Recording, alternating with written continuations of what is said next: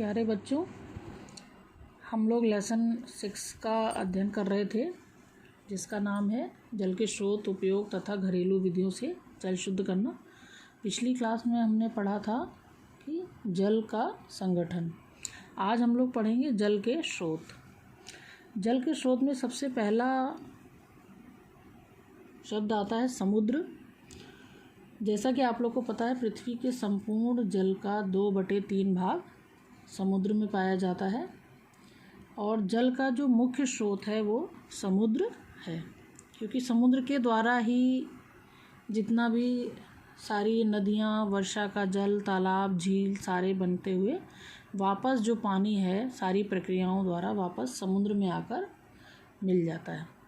समुद्र के बाद क्या आता है? वर्षा का जल। वर्षा कैसे होती है कि जो समुद्र का जल होता है उस पे सूर्य की जब गर्मी पड़ती है तो जल वाष्प बनकर वो वायुमंडल में बादल के रूप में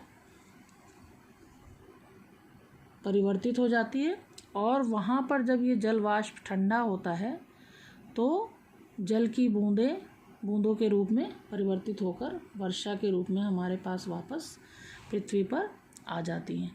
तो वर्षा के जल को 2 भागों में बांटा गया है। पहला स्थलीय जल और दूसरा अंतःस्थलीय जल।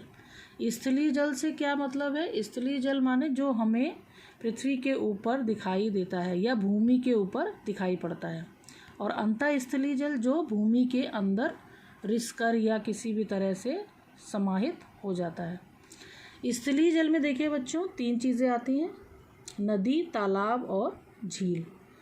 तो नदी क्या है? नदी का जो स्रोत है, नदी कैसे बनती है? वर्षा के जल से ही बनती है। वर्षा होती है तो नदी का रूप धारण कर लेती है, या फिर पहाड़ों पे जो बर्फ़ पिघलती है उससे नदी बनती है।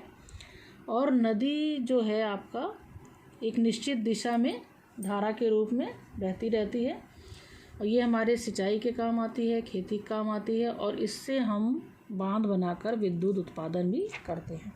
इसके बाद आता है तालाब। तालाब 2 प्रकार के होते हैं, कच्चे और पक्के। इसमें भी वर्षा का जल इकट्ठा होता है। तीसरा पार्ट है हमारा स्थलीय जल में झील। झील जो है 2 प्रकार की होती है, प्राकृतिक और कृत्रिम।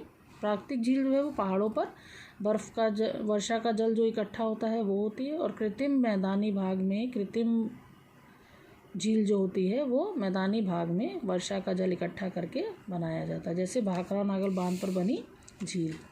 नेक्स्ट है आपका अंतःस्थलीय जल। इसमें 2 चीज़ें आती हैं, आपका स्रोत, इसे सोता भी बोलते हैं, और झरना। और नेक्स्ट आता है इसका आपका कुआं या नलकूप। झरना जो होता है वो पहाड़ी, नाले या नदी का जल अपने मार्ग में आने वाली बाधा को तोड़कर ऊंचाई से गिरकर आगे बढ़ती है, वो झरना कहलाती है।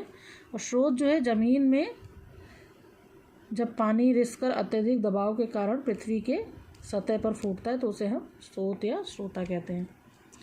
कुआं या नलकूप, वर्षा का जल रिसकर भूमि के अंदर चला जाता है। इसी जल को प्राप्त करने के लिए हम कुआं या नलकूप बनाते हैं। कुएँ जो होते हैं 3 प्रकार के होते हैं। पहला उथले कुएँ जो पृथ्वी की ऊपरी सतह पर होते हैं।